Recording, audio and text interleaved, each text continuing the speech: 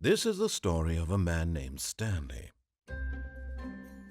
Stanley worked for a company in a big building where he was employee number 427. Employee number 427's job was simple. He sat at his desk in room 427 and he pushed buttons on a keyboard. Orders came to him through a monitor on his desk, telling him what buttons to push, how long to push them, and in what order. This is what employee 427 did every day of every month of every year. And although others might have considered it soul-rending, Stanley relished every moment that the orders came in, as though he had been made exactly for this job. And Stanley was happy. And then one day, something very peculiar happened. Something that would forever change Stanley. Something he would never quite forget. He had been at his desk for nearly an hour when he realized that not one single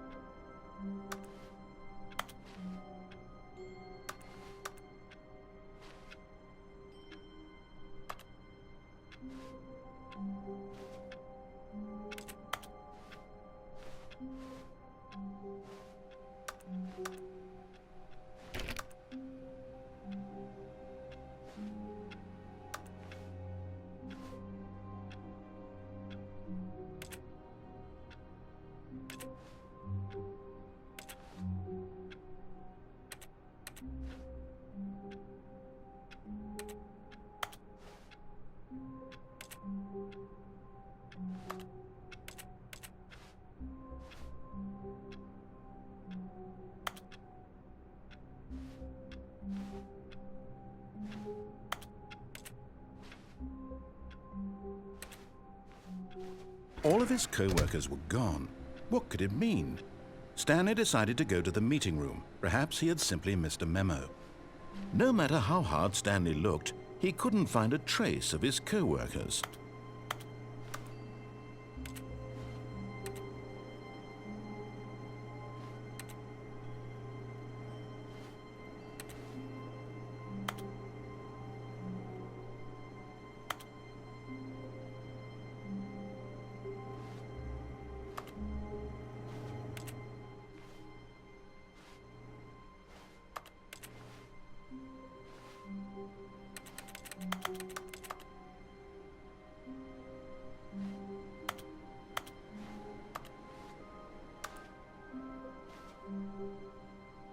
Stanley went around touching every little thing in the office, but it didn't make a single difference, nor did it advance the story in any way.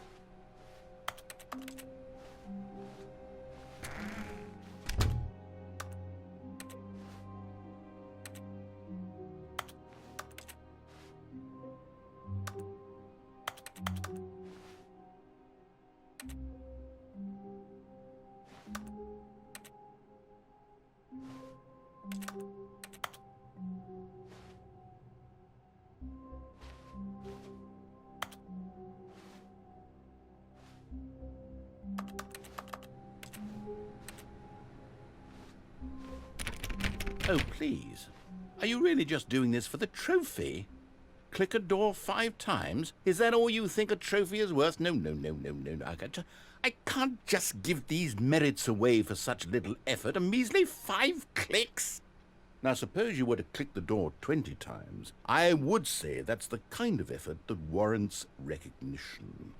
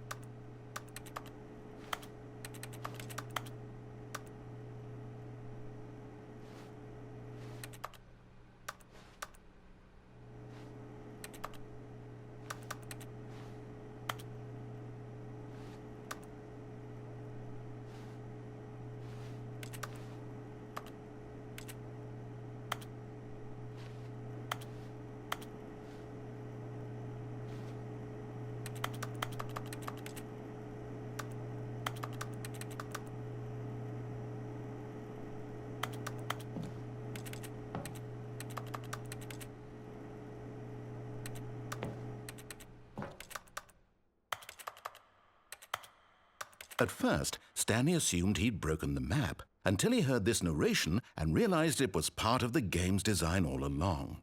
He then praised the game for its insightful and witty commentary into the nature of video game structure and its examination of structural narrative tropes. So, now that you're here, what do you think? Isn't this a fun and unique place to be? Why don't we take a minute just to drink it all in? Okay, I'm over it now. What do you think? Are you sick of this gag yet? Ah, then in that case we'll continue.